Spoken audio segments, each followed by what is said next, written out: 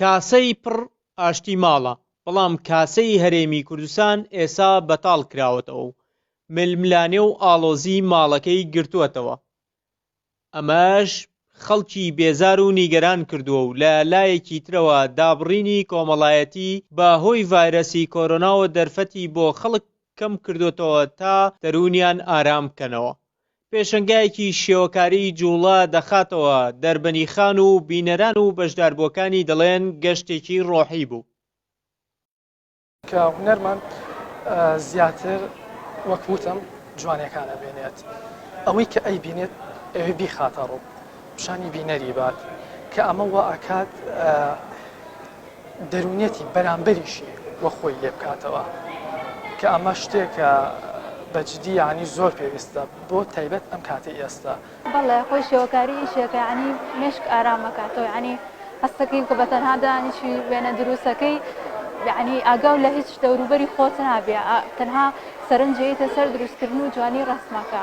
بۆیە ئەمە ئیشێکی باشەکەی ئەمە ئەم کارە بکەین و بۆ ئەوەی خەڵکی بتوانێت سەیری شتەکان بکات و هەم چێژی لێوەرەگرێت، هەم ئەتوانێت زۆربەی شتە خراپەکانی بیر بچێتەوە.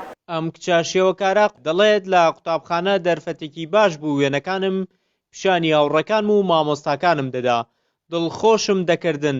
2 ساڵە ئەم دەرفەتەم نەماوە، ئەمڕۆ دڵم خۆشە، وێنەکانم نمایش کرد.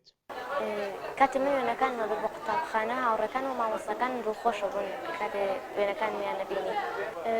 زۆر دڵخۆشم کە هاوڕەکان هین خوشکەکەم هات لەگەڵ هاوڕەکانی دڵخۆشم کە سەیری وێنەکانیان کرد و بە دڵیشیان بوو. لەم دۆخەدا کە هەموو خەڵک مشکی جەنجاڵە بە کۆمەڵێکی کێشە و مەشاکلی زۆرەوە، ئێمە هەوڵمانداوە کە شتێک بکەین کە دڵی ئەوان خۆش بکەینانی، هەم بەهرە و تواناکانی خۆمان پێشکەشکەین، هەم کارێک بکەین کە دەوروبەرەکەمان پێ خۆشحاڵ بن. وەکو خۆمان زۆر مرتاح بووینە بە ئیشەکە، لەبەرەوەی هەم خولیامان بۆی هەیە، هەم شتێکیشمان کردووە کە شایانی سەیرکردن پێشوانە، زۆرمان بەلاوە خۆشە. وەک شێوەکاران دەڵێن 2 جار دەرونیان ئاسوودەیە، جارێک کاتەکانیان لەگەڵ دروستکردنی وێنەکانیان دەگوزەرێن و لەگەڵ گیانە ونەرەکەی خۆیان تێکەڵ دەبن، جارێکی تر نمایشیان دەکەنەوە دەبینن بینەرەکانیان بە ڕوویەکی گەش و دەمبەخەندەوە دێنە پێشەنگاکە و تەماشای وێنەکانیان دەکەن، دووبارە ئاسوودەییان پێدەبەخشێت. ڕێبین محەممەد، شارپرێس، گەرمیان.